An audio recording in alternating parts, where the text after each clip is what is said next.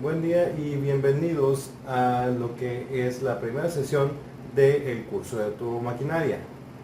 Ahora, el curso de turbomaquinaria, para poder cursarlo necesitan tener conocimiento de lo que es mecánica de fluidos, parte de termodinámica y también pues un poquito de álgebra. ¿Ok? Eso se va a utilizar más adelante. Ahora, sabiendo esto, todo lo que tenga que ver con turbomaquinaria está hablando de máquinas que giran. ¿Ok? En este caso, estamos hablando de lo que sería bombas, turbinas, ventiladores, y esas se son generalmente su giro debido a una fuerza externa o a su propio eje. En el caso de las bombas, pues giran por medio de una potencia aplicada que mueve el eje. Y en el caso de, por ejemplo, turbinas, aquí el fluido mueve las aspas, ¿okay? O álabes de la turbina, y pues ahí genera un potencial eléctrico. ¿Okay? La cuestión es que pues es simplemente máquinas que tienden a girar y por lo tanto se basan en un rotor o más. Entonces, para empezar lo que sería esta clase, necesitamos primero conocer lo que es el cambio en la carga de presión, ¿okay? O altura de presión. Ahora, en inglés es change in pressure head, representado por la letra H mayúscula, ¿okay? No confundir con la entalpía. Y todo esto empieza a partir de la ecuación de Bernoulli. ¿Okay? Para eso vamos a recordar la ecuación. Bien, primero que nada, recuerden que la ecuación de Bernoulli proviene de un balance de energía. Entonces tenemos que el primer estado es la presión 1 por el volumen 1. ¿Okay? Se suma a esto la energía cinética, que no es más que la masa.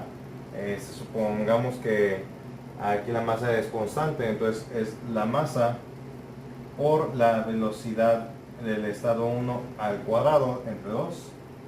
Y luego tenemos la energía potencial, ¿okay? Donde esto sería simplemente la masa, la gravedad y la altura. En este caso lo representamos como Z, debido a que todo esto lo manejamos en los ejes de la Z. Y eso tiene que equivaler exactamente a lo mismo en el estado 2. Sin embargo, aquí estamos añadiendo generalmente energía. Y esa energía es debido al desplazamiento de la bomba. Entonces, aquí vamos a ponerlo, es la energía debido a la bomba. Y del otro lado, ahora sí vamos a tener el estado 2, el cual lo voy a escribir aquí abajo debido a que pues, falta de espacio. Bien. Entonces, es exactamente la misma ecuación, ¿okay? No cambia más que el estado 2, y aquí vamos a sumar otro término. Este término son las pérdidas de carga, o más bien las pérdidas de energía. ¿Okay? Generalmente lo representan como loss, o simplemente le ponen nada más una L, refiriéndose a la pérdida. Ahora, si toda esta ecuación nosotros pasamos a ponerla en términos de altura, simplemente tenemos que dividir todo entre la masa y la gravedad para realizar eso. ¿Okay? Y eso ocasionaría lo siguiente. Primero que nada, aquí en esta parte se vuelve de esta forma. ¿Okay? Volumen sobre masa, recuerden, es volumen específico. El inverso de eso es la densidad, por eso queda como esta forma. ¿Okay? Ahora, a esto se le suma la parte de energía cinética. En este caso queda como la velocidad al cuadrado, ¿okay? Sobre 2 veces la gravedad. Y bueno, en la energía potencial simplemente nos quedamos con la altura como tal. ¿Okay? Ahora, para el caso de la bomba, bueno, eso lo representamos como una altura, o más bien un desplazamiento de la bomba. ¿Okay?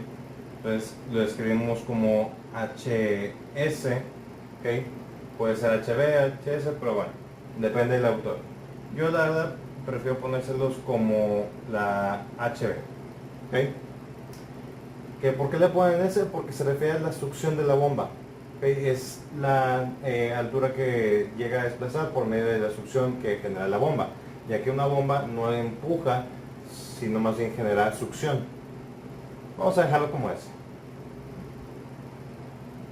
Ahora, esto es igual al estado 2, ¿okay? Donde se repite exactamente lo mismo,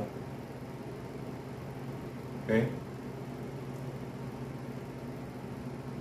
Ojo, yo el volumen lo escribo como una V, como pueden ver, y la velocidad, debido a que es un vector, generalmente lo pongo con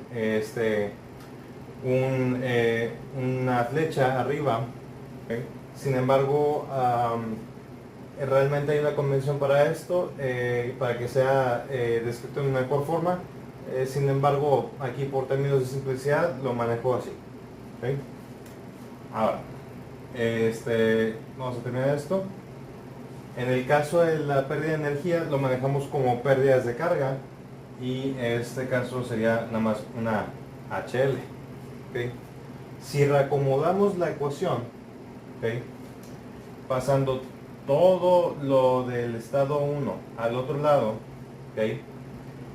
Salvo la parte de la carga de succión, y también pasamos la carga de pérdidas a la otra parte, vamos entonces a tener nuestro cambio en la carga, ¿okay?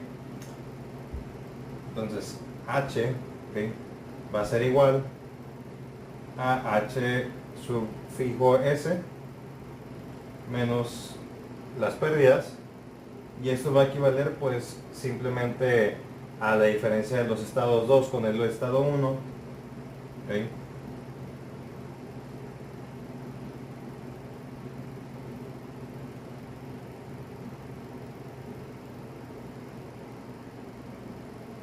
Y así vamos a tener la ecuación completa para lo que sería el cambio en la carga de presión, ¿okay? Ahora, esta parte está sencilla. Sin embargo, cuando nosotros consideramos otro tema que ocurre en las bombas, tenemos que meter ciertas modificaciones. Este tema que estoy hablando es el tema de la cavitación. El tema de la cavitación, lo que ocurre es que cuando nosotros tenemos una bomba, ¿okay? Incluso una turbina, pero bueno, el punto es de que el fluido tiende a acelerarse de forma drástica, ¿okay?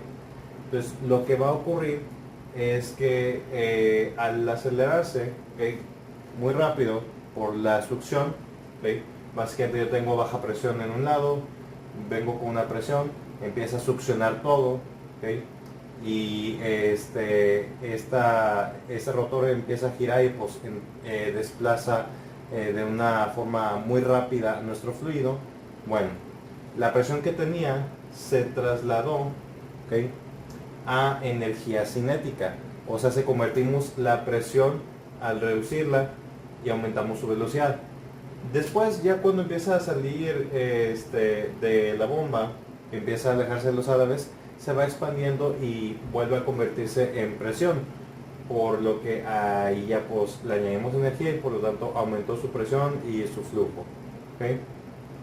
Ahora, la cuestión es que en este momento, en esa parte, la velocidad es tan alta y con una presión tan baja que, si recuerdan el tema de termodinámica, digamos el agua, si nosotros estando a una temperatura ambiente bajamos la presión del agua a menos de 4 kilopascales, entonces ya pasamos la presión de saturación o presión de vapor, ¿okay?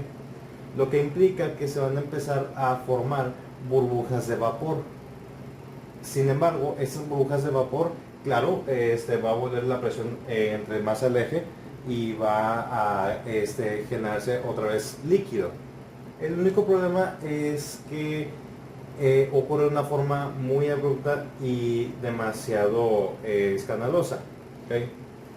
Nosotros tenemos la burbuja de vapor, ¿okay?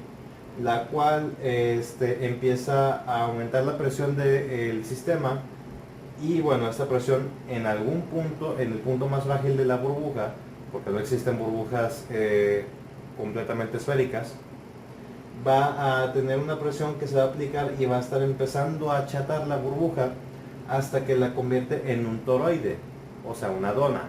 ¿Okay? Pero al haber realizado eso, lo exprimió tanto, lo empezó a apachurar, que en alguna parte, en una dirección, sale un microjet. Este microjet de líquido, claramente, tiene una fuerza demasiado alta, lo que al golpear en alguna de las paredes de la bomba o incluso tuberías, lo que va a ocasionar es que va a romper poco a poco el metal o plástico que tengan ustedes en su sistema, lo cual va a arruinar su bomba, va a ser dinero desperdiciado, y no solo eso, sino que también va a haber problemas en poder a la larga dar una mayor presión con la bomba, ya que van a estar debilitando la bomba y pues el rotor va a fallar, entonces ya no va a ser lo mismo. Sin embargo, ¿okay? Esto se puede evitar manteniendo nosotros una presión alta, ¿okay? Que no llegue a ocasionar cavitación. Ahora, esto se deriva, ¿okay? De una simple ecuación, ¿okay? Que se conoce como NSPH, ¿okay? La cual en inglés es net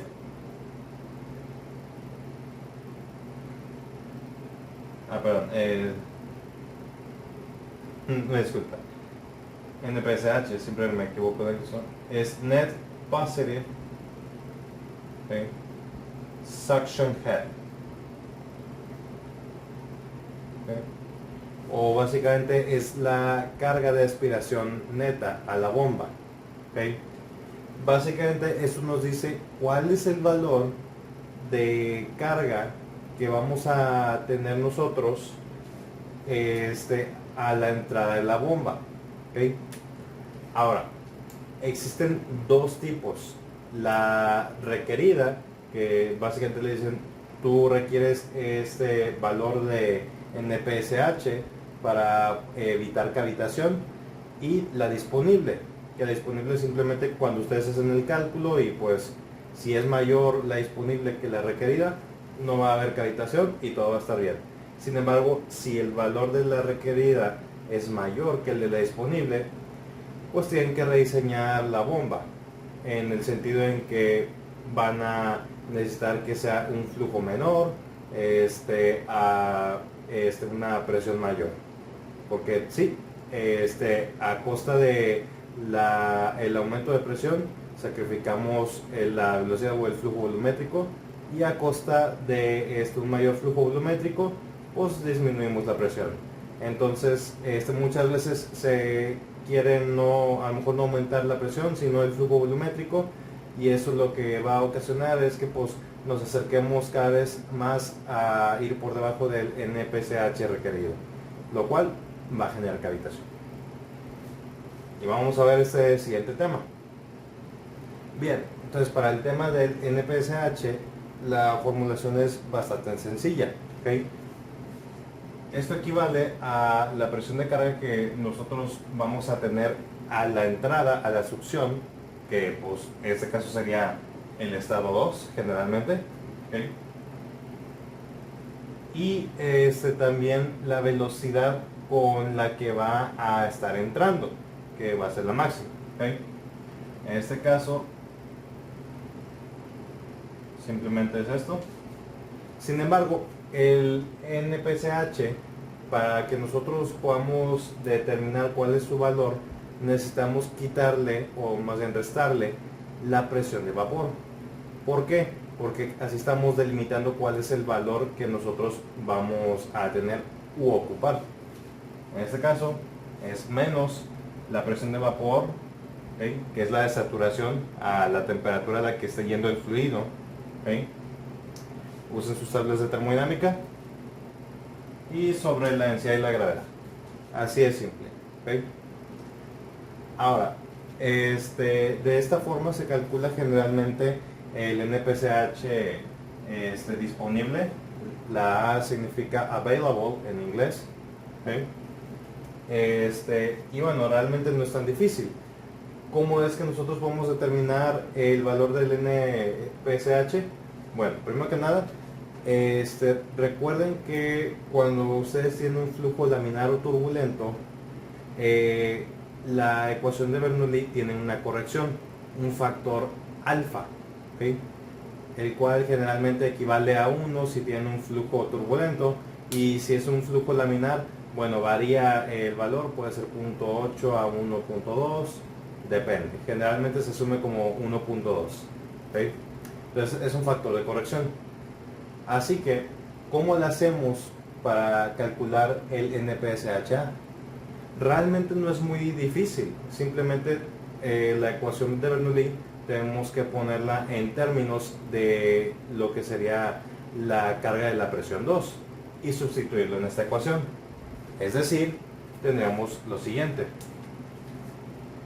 la presión 2 sobre la densidad y la gravedad, ¿okay?, respecto a la ecuación de Bernoulli, ¿okay?, sería la presión 1 sobre la densidad y la gravedad, ¿okay?, a le sumamos, y ojo con esto, ¿okay?, lo que es alfa 1, que ya acabo de mencionar qué significa, la velocidad 1 al cuadrado sobre 2 veces la gravedad, ¿okay?, la altura 1, y le vamos a restar alfa 2, la velocidad 2 al cuadrado sobre 2 veces la gravedad, y la altura 2. A eso va a equivaler. Entonces, sustituyendo todo esto aquí en esta ecuación, vamos a tener la ecuación de siempre, y siempre se va a utilizar esa misma ecuación para el NPSHA. Una disculpa, faltó la caída de presión. ¿Okay? Entonces, ¿cómo hacemos esto? Simple, lo sustituimos y listo, de esta forma. ¿Okay? Vamos a tener que el NPCHA va a ser igual a la presión 1 sobre la densidad, gravedad y ¿okay? Todo igualito. La única cosa que a lo mejor podría confundir es que la velocidad va a estar 2 veces aquí, y sí, de hecho son términos distintos, porque uno está teniendo en cuenta el factor de corrección y otro no. Entonces, si el factor de corrección equivale a 1, o sea, un flujo turbulento, estos dos de aquí se van a cancelar. Pero si tienen ustedes un flujo laminar, bueno, ahí la cosa está distinta. ¿Okay? Entonces, eso se representaría como, ojo con eso, sería 1 menos alfa. ¿Okay? Pero para evitar ciertos errores, la gente lo que mejor hace es restar, ¿okay?, y poner alfa 2 menos 1, ¿okay?, y listo. Ahí está. ¿Okay? Ahora, aquí lo que va a seguir es simplemente la altura 2 y la caída de presión, ¿okay?, que ahorita la voy a escribir. Pero recordemos que la caída de presión es dependiente del el valor del factor de corrección que tengamos. Entonces, la caída de presión siempre se representa como, yo con esto, va a estar la velocidad 2 de nuevo, lo que sería el factor de fricción, ¿okay?, el diámetro, perdón, la longitud sobre el diámetro, más las cargas, o bueno, las caídas de presión debido a pérdidas menores, ¿okay?, las KCLs, Y bueno, esto multiplica a la velocidad 2 al cuadrado sobre 2 veces la gravedad. ¿Okay? Y ya al final ponemos lo que es la presión del vapor sobre densidad y gravedad. Y listo. Esta ecuación, que está muy larga, representa básicamente todo el flujo debido a la ecuación de Bernoulli y cuál sería la carga que ustedes ocupan para evitar generar cavitación. Simplemente utilizando esta ecuación.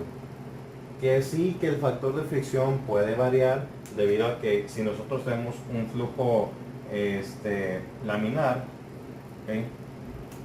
Sería 64 sobre el número de Reynolds, ¿okay? Cuando el número de Reynolds, o con esto, es menor o igual a 4000, ¿okay? Porque es en una tubería, es dentro de la tubería. Y el otro es que es simplemente utilizando una correlación, ¿okay? Yo generalmente con mis alumnos utilizan la correlación de Hallan.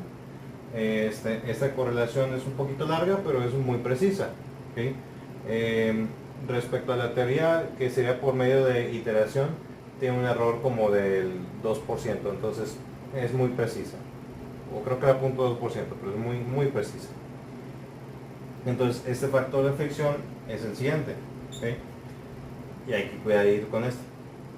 Es menos 1.8 el logaritmo base 10, ¿okay? De lo que sería, y hago con esto, ¿okay? El 6 creo que era 9, ¿okay? Entre el número de Reynolds. A esto se le suma la rugosidad entre el diámetro que multiplica a 3.7 diámetros. Esa parte se eleva a 1.11, se cierra el paréntesis, ¿okay? Se hace su logaritmo, se multiplica por menos 1.8 y luego todo esto a la potencia de menos 2. O sea, le sacan raíz y luego el inverso. Y listo. Eso equivale el factor de fricción cuando es un flujo turbulento, que un número mayor a 4000. ¿Okay? Recordemos que el número de Reynolds, eso ya lo han visto, es simplemente la relación de la densidad, la velocidad, ¿okay? El diámetro hidráulico, o diámetro en el caso de tuberías, nada más, ¿okay? Y la viscosidad, ¿okay?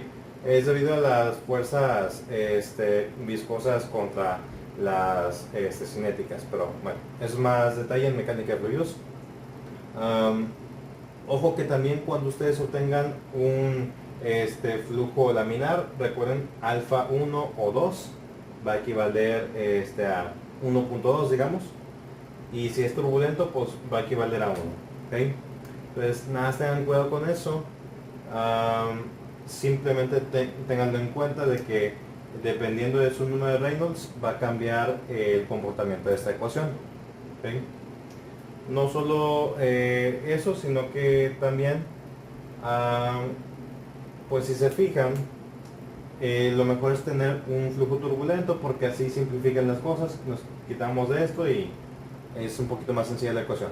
Pero todo esto se puede hacer en un programa de Excel y básicamente pueden resolver cualquier ecuación sin ningún problema. Y así pueden obtener siempre el NPCHA. Ahora, muchas veces el NPCHR, o sea el requerido, el que se necesita, necesitamos que el disponible sea mayor que ese, muchas veces ya es otorgado por los fabricantes de las bombas, ¿okay? Es por medio de experimentación o bien por algunas ecuaciones un poquito más avanzadas, correlaciones. En todo caso, a veces en los problemas le van a poner una ecuación que la representa y simplemente tienen que graficar, hacer esto para distintos valores de velocidad o flujo volumétrico y listo.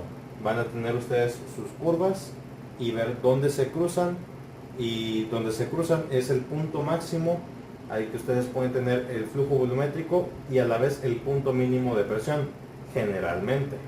Hay veces en que algunas curvas tienen un comportamiento oscilatorio, pero bueno, en esos casos es un poquito más complejo y ya sería meternos en lo que sería la dinámica de fluidos, pero ahora sí que en el análisis vectorial. Entonces, hoy no vamos a hablar de eso. Vamos a mantener el curso de forma sencilla y fácil de entender. Pero lo que sí les voy a comentar es que los proveedores generalmente les dan una gráfica del flujo volumétrico, ¿okay?, contra lo que sería la carga, ¿okay?, y les van a poner una curva de el NPCH requerido y a lo mejor también una de el disponible. Si ustedes quieren cambiar a lo mejor la velocidad del giro de la bomba, pues esta curva va a ir cambiando, la del disponible, ¿okay? Sea como sea, los fabricantes y los proveedores ya les deben de dar estas curvas. A veces no se los ponen con el flujo volumétrico, se los ponen con el coeficiente de, o más bien la de semejanza de flujo, un tema que vamos a ver más adelante, pero es exactamente lo mismo, es simplemente un número sin unidades adimensional. Pero bueno, ahorita nos vamos a meter en eso. Eso va a ser en las siguientes sesiones. Por el momento, así es como se va a estar manejando lo que sería el NPCHA. ¿Okay? Básicamente esto es lo único que ocupan, no hay nada más. Y bueno, así es como se calcula. Ahora, ahorita voy a mostrarles otras cosas que también son importantes, como el cómo se calcula la potencia, básicamente si la bomba fuera 100% eficiente, y la potencia del freno, que es, pues, o sea, la potencia que se utiliza realmente. Y bueno, eso lo vamos a ver ahorita. Bien, entonces, ¿cómo se calcula la potencia utilizada por una bomba? Ojo, no la que estamos metiéndole al fluido, sino la que se utiliza, la potencia eléctrica, para hacer girar la bomba y pues desplazar el fluido. Esa potencia se conoce como potencia del freno, ¿okay?, o BHP, ¿okay?, brake horsepower, ¿okay? En inglés es un poquito a veces raro. Y la definición del brake horsepower es simplemente la velocidad angular o a la que está girando el eje por el par motor del mismo rotor, ¿okay?